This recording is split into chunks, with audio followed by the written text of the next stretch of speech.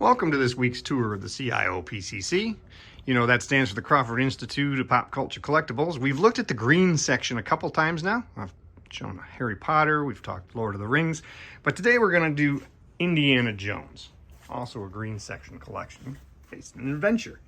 Now, I don't own any of the old Kenner figures, but I do have a complete collection, boxed and carded, of the Hasbro 4-inch figures that came out back when they were doing Kingdom of the Crystal Skull. This is rather unusual for me. I'm not a big 4-inch scale collector. I have no Star Wars anymore in that scale. I got rid of all of it. And I only have a little bit here and there. But this was a line I really liked. You can see some of it here is loose in the front. These are duplicates that I opened up. The camel doesn't go with it. I just thought that looked good there. And I am going to review this whole line and think about what else I can open up. There's any number of these that aren't really hard to come by and would make good candidates to get opened up and put out in front, while there are others that I'm going to still want to keep carded.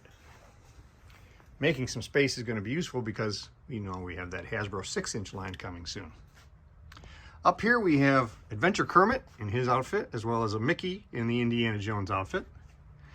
Now, this is the DX, my favorite of the 6-scale figures, and the background behind him came with a DX figure and is aligned perfectly behind the diorama from Sideshow. This is a fantastic display piece for it, really deserves to be out. It was one of the main reasons I built this shelf, so I could have this on display.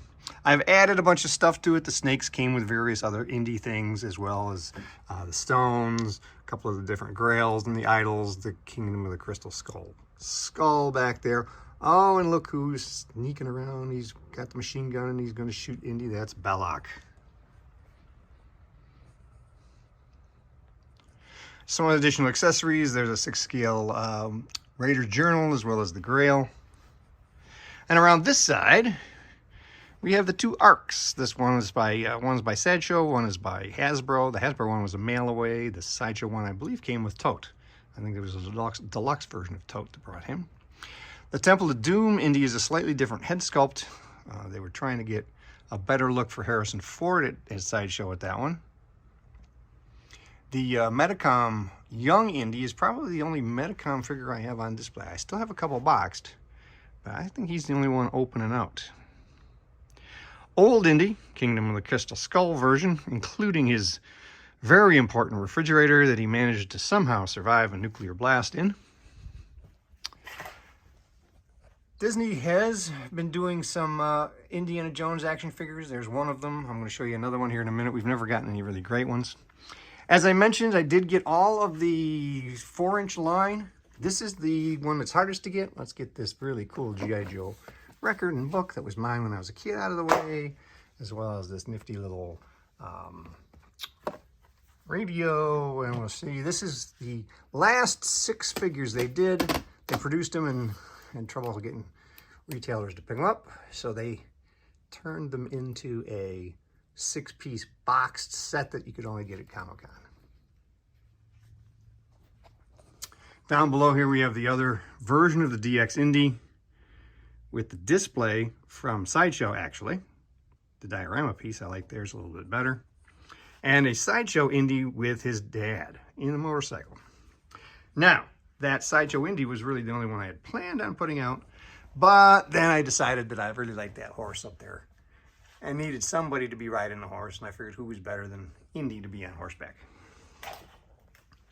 Around over on this side, we have the Adventure Heroes. These little 2-inch or so tall figures were a lot of fun. That's a complete carded set with some loose ones in front. Hasbro has experimented with a number of different formats over the years. Round over on this side, we have the Mighty Mugs, speaking of experimenting, long before Pops ever existed, as well as the Kotobukiya Indy and his dad. I said Disney did some indies. Here's a 6 to 7-inch Indy that they did, nicely articulated, and next to him is a business card holder version of the Ark. I'm hoping that goes well with the Hasbro 6-inch figures. Diamond Select did a talking 18-inch version. Disney did a Mickey. And Sideshow, of course, did their very nice premium format figure. This is the one without the hat. I have the one with the hat in the house, but you'll notice that I couldn't put it on here because the hat would have made him too tall. Over on this side, we just have a couple final items on this tower. Life game, Indiana Jones Life game, the Diamond Select Fertility Idol, and really cool Monopoly game that has the wooden box. Over here on the wall, we have fewer indie items, but we do have a few. We have the mini busts. There's another medicom figure. That's the dad. I thought they did a nice job on the sculpt, but unfortunately he's undersized to really be put out with the other 6-scale figures. Wasn't as much of a problem with young Indy, who's supposed to be a little smaller. And then we have these Hasbro 12-inch figures, which I thought were a lot of fun, including a G.I. Joe version. And this version is one of my favorites. No, he doesn't look much like Indiana Jones. See if we can get to focus there on him. There we go. It doesn't look much like Indiana Jones, but you know what? You push a button. Oh, rats. I hate these guys. And his mouth moves, plays sounds. I think that's a lot of fun. When I was a kid, I would have loved that. So that's it for Indiana Jones this week. This is a collection that I will be adding to now that we have the Hasbro 6-inch line. I don't expect it to be a huge addition, but I have room over here on this shelf once I open some stuff up and move a few things around. Till next week.